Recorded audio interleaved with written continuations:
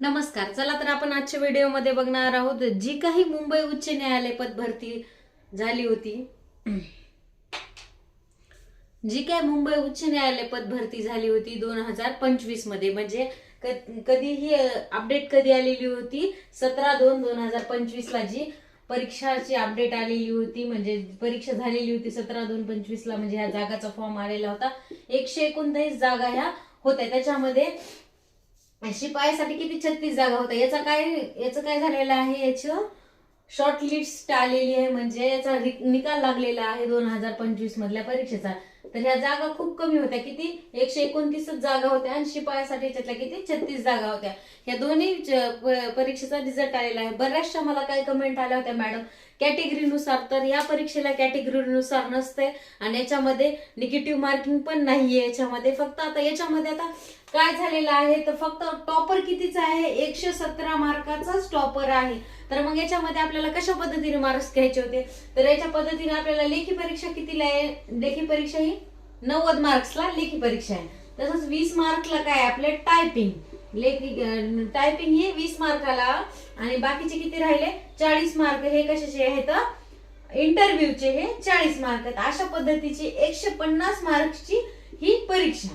150 mark पैकी यांना किती पडले, तर 117 मार्क्स पडलेले आहेत. तर मग याच्यावरून कॉन्ट्रीब्युशन करून हे मार्क्स म्हणजे घेण्यात आलेले आहेत. म्हणजे त्यांना मुलाखतीला किती पडले, त्याच्यानंतर टायपिंगला किती पडले आणि असे मिळून किती 117 मार्क्स हे झालेले आहेत. तर मग टॉपर 117 ला आला म्हणजे याच्यामध्ये आपल्याला अभ्यास करण्याची खूप गरज आहे. कारण लेखी परीक्षेमध्ये आता लेखी परीक्षेला त्यांनी म्हणजे एमसीक्यू पॅटर्ननुसारच ही एक्झाम असते. आता लेखी परीक्षेला विचारलेले प्रश्न आपल्याला जास्तीत जास्त कशावर, चालू घडामोडी याच्यावर प्रश्न विचारले जातात. तर मग अशा पद्धतीने हे कट ऑफ आलेला होता. आणि एकदम लास्ट ज्याला सर्वात कमी मार्क्स आलेले आहेत त्याला किती मार्क्स आलेले आहेत, म्हणजे सर्वात शॉर्ट लिस्ट मधला शेवटचा विद्यार्थी, त्याला किती मार्क्स आलेले आहेत, त्याला आलेले आहेत 99.25 असे त्याला मार्क्स आलेले, म्हणजे 40, 42, 45 असे त्याला मार्क्स असू शकतील. तर त्याच्या पद्धतीने मग हे कट ऑफ असणार आहे. तर म्हणजे कट ऑफ खूप जास्त लागत नाही याचा कट ऑफ हा कशामध्ये, कारण कोणी टायपिंग नाही जमली स्पीड त्याच्यानुसार असते. परत आपल्याला कसं होते कन्फ्युजन, 90 मार्क्सची लेखी परीक्षा असते, लेखी परीक्षेमध्ये कमी जास्त हे गुण होऊ शकतात. तर आपल्याला फक्त इथं काय करायचं, जास्त अभ्यास कशावर भर द्यायचा, आपल्याला टायपिंग तर प्रॅक्टिस करण्यावरचे. आपण जेवढी फास्ट टायपिंग करू तेवढं त्याच्यामध्ये असते. जसं आपल्याला लेखीमध्ये आणि मुलाखतीमध्ये काय विचारलं जातं याच्यावर जास्त भर द्यायला पाहिजे. कारण हे दोन क्लिअर झाले तर टायपिंग हे आपण हळूहळू करू शकतो अशा पद्धतीने. तर मग ही शॉर्ट लिस्ट जी आलेली आहे, शॉर्ट लिस्ट कशा पद्धतीने, आता हे 129च फॉर्म होते, तर याच्यामध्ये शॉर्ट लिस्ट कितीची लागली होती, याच्यामध्ये वेटिंग वर किती 37,000 विद्यार्थ्यांना ठेवलं होतं. तर आता ही जी अगोदर आता सध्या जी करंट मध्ये आलेली आहे मुंबई हायकोर्ट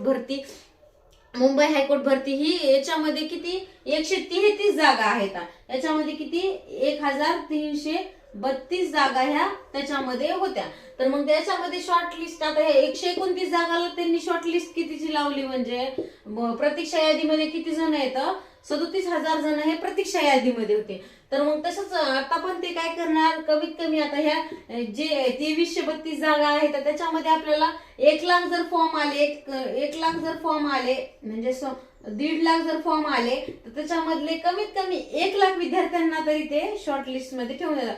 कारण मुंबई उच्च न्यायालयाला गरज आहे, म्हणजे गरज म्हणता येणार नाही आपल्याला, एक त्यांना तिथं सुविधेसाठी म्हणजे व्यवस्थित सुविधा देता यावी त्याच्यासाठी त्यांना कर्मचारी हे पाहिजे आहे. तर त्याच्यासाठी हे भरती असणार आहे की त्यांनी म्हणजे कमीत कमी आता हे एवढे जर फॉर्म आले, तर म्हणजे अगोदर भरपूर फॉर्म आले होते त्याच्यातले 27,000, तर मग 37,000 जे विद्यार्थी आहेत ना, म्हणजे आता इथून पुढे जरी ज्यांनी म्हणजे ते जॉब वगैरे सोडून दिला, 2 वर्षाचा कॉन्ट्रॅक्ट असते असा, जे म्हणजे वेटिंग लिस्ट मध्ये ठेवलेले आहेत त्यांच्या 37,000 आणखीन याच्यामधले हे 129 जागा ज्या भरल्या गेलेल्या आहेत त्याच्यातले आणखीन जर कमी झाले, तर हे जे वेटिंग लिस्ट मध्ये ठेवले त्यांनाच नंतर तिथं भरती करून घेण्यात येत असतं अशा पद्धतीने. कारण तिथं दुसऱ्या जणांना घेता येत नाही, कारण जे वेटिंग मध्ये ठेवलेले आहे त्यांच्यासाठी. तर खूप महत्वाच्या अशा ह्या जागा आहेत. आणि तसंच मुंबई उच्च न्यायालयामध्ये आणखीन एक बदल करण्यात आला, ते काय तर आता मुंबई उच्च न्यायालय ज्या ह्या जागा होत्या 22,000 प्लस जागा आहेत, 22K प्लस जागा होत्या, तर त्याच्यामध्ये मग शिपाई या पदासाठी किती होत्या, 887 ह्या जागा होत्या शिपाई पदासाठी. तर मग याच्यामध्ये काय होतं, निगेटिव्ह मार्किंग नसते, कॅटेगरी वाईज कशा वाईजच नसतं, त्याच्यामुळं मग हे किती, ह्या 1332 आणि ह्या 800, अशा 22,000 प्लस जागा होत्या ना, तर ह्या 22,000 प्लस जागांमध्ये जे काही विद्यार्थी आता इथून पुढे, तर त्यांची शॉर्ट लिस्ट ही जास्तीत जास्त म्हणजे वेटिंग लिस्ट ही जास्तीत जास्त, आता 1-1.5 लाख विद्यार्थ्यांनी फॉर्म भरला आहे.